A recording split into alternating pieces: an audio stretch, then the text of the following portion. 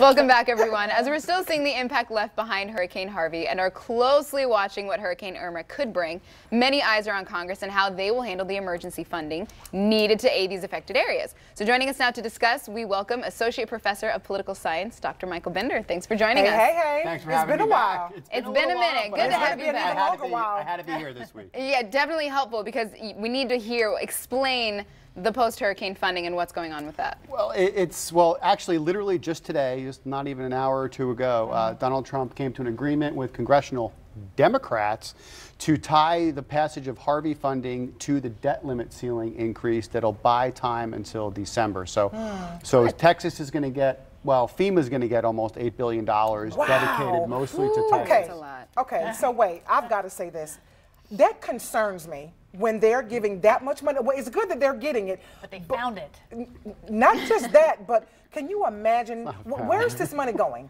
So this money, the bulk of this money. I see a bunch of bootleg stuff going on. I do. It's too much money. $7.5 billion is going to FEMA. Right. And then FEMA is then going to distribute that money out through some of the flood insurance programs and then down to residents like these folks here that you see in these pictures. Do they keep track of that? Do they keep like a checkbook register? They absolutely keep a checkbook register. Okay. In fact, I'm from Jersey. I have a home.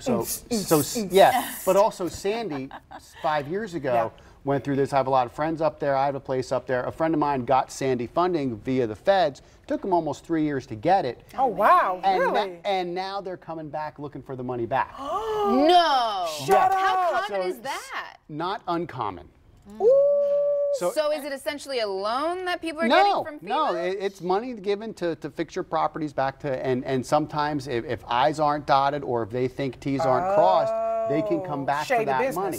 And just because we're allocating out $7.5 billion to FEMA, that doesn't mean that all that money is going to make its way down to Joe and Sally who are living in Houston and their house got 3 feet of water in it. There's a lot of steps in the way before that gets decided out. Wow, so we talked about in the last segment, though, the chemical explosion. Will that money go through FEMA and filter down to them as well? I hope not. Okay, so businesses as well. They just have to file a claim. Businesses as well, right? But there's a Small Business Administration does have a pile of money set out for loans for genuine small businesses. They're getting a mere $500 million to help small businesses in those loans. But think about it, right? A lot of small businesses, that's people's livelihoods. Oh, yeah. That's why you have to support small businesses. And the communities they support and the 3 or 4 people that maybe work for them.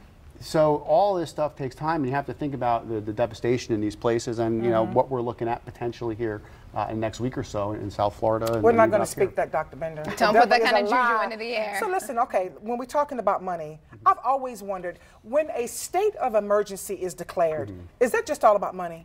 Does that mean, okay, we're going to go ahead and give y'all money to fix what so-and-so is about to jack up? I think so. Okay. But there's also some reasons to, you should have the populace aware of what's happening. You know, the last thing you want to do is have government officials and the news media say, hey, everything's fine. And then you wake up one morning to 180-mile-an-hour winds outside your door. You know, you need to notify the public. That's what government's for. That's why we pay people to be elected officials. That's why we have a NOAA. That's why we have a FEMA, those types of things. So they need to do that. But yeah, the state of emergency opens up opportunities for funding, and it also opens up. But it's also to make sure that like schools are allowed to close or like early dismissal, a lot of different things. It allows for that. It allows for the government to come in and mandatory evacuations, those types of things. It gives them a lot more freedom, almost like a state of war, if you will, with the powers that the government now has. How do they even come to an agreement on a budget, though, whenever you have such a catastrophe this size? And not only that, I mean, like Governor Scott's already asked for. Yes. How do you say, we're asking for assistance, we have no budget, and it's kind of endless, and I'm sure we don't get money back. I'm sure they don't return money. Right. How do they come to a budget? I wish I knew the answer to that, in all honesty, because FEMA will make estimations about devastation, and you can look at satellite maps, and you can price out properties and make estimations after the fact. Before the fact, you're working on projections that are working off of assumptions. Talk to the weatherman, right? You know, every day this track moves just a little, and 5 miles in one direction might mean that the Miami and Coral Gables gets demolished. 5 miles in another direction, Coral Gables is fine. The amount of money that, so the idea that you can plan ahead of time You can make estimations, you know, billions and billions of dollars, sure, great, but to have an actual figure, it it's seems crazy. like the governor issued it quite early for this storm. You know, Very it early. still was well in the Atlantic. So if nothing comes to be, then the money just goes. There's no money to, if exchanged. nothing comes right. Say that the low pressure trough comes through, pushes it out to sea. Nothing happens to the continental United Sure. States. No money comes our way. FEMA doesn't come here. Everything's great. Right. But what that does do is it gives you a sense of the boy who cries wolf out in the public. Okay. And I was wondering what the repercussions are for doing You keep it. doing this, eventually people are going to stop paying attention. And that's then dangerous. that can be potentially dangerous if something really serious does occur.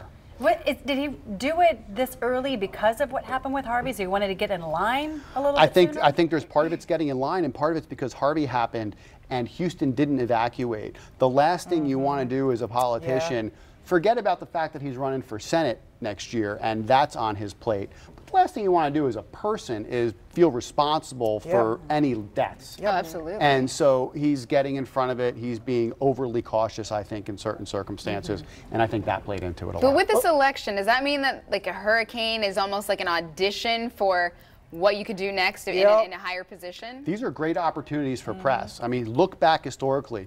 George Bush, after 9/11, him standing on top of the Twin Towers, you know, that salvaged his presidency and a mark. But there's downsides to it too. When Chris Christie hugged Obama after Sandy, when Obama came into town, Chris Christie got skewered during the Republican nomination for presidency last year. So you have to be careful, but this is an opportunity to get your face on the news, maybe on television for 10 or 15 minutes uninterrupted with nobody throwing bombs at you because you're the leader and we want everything to go well. It's a great opportunity to get good press in an emergency. That's so icky that a hug got him skewered later on. When that's the time when no sides, a totally bipartisan moment, none of that matters. Welcome to primary politics for I'm presidential so glad races. you're doing this and I'm not, because I already have a headache and we're just talking about it. All right, well, quickly, we've got to hold your feet to the fire. Yes. 2020 elections, let's transition into that. So Holy one catastrophe to hopefully not another one. Well, I don't think it's possible to be quite as outrageous and insane as it was in 2016, but I don't think anybody expected 2016 either. There's a lot of candidates on the Democratic side being talked about, people like a Joe Biden or Elizabeth Warren or Bernie Sanders. I think all of those folks in some way or another had their turn. They're all getting much older. I also think some of the folks that have connections to the Clintons, like a Terry McAuliffe or somebody like that, I think they're in trouble either. The Rock and Tom Hanks. Now that is a ticket. I would vote for them in a heartbeat. He'll get my vote. Fun presidency ever. After this election, honey, anything is possible. That's very true. Dr. Bender, thank you as always for coming and help clear things up a little bit for us. Thanks for having me, ladies. All right, and coming up next, beauty products from right here on the First Coast. Yes, there's some good stuff around here. Noreen is showing us some local must-haves.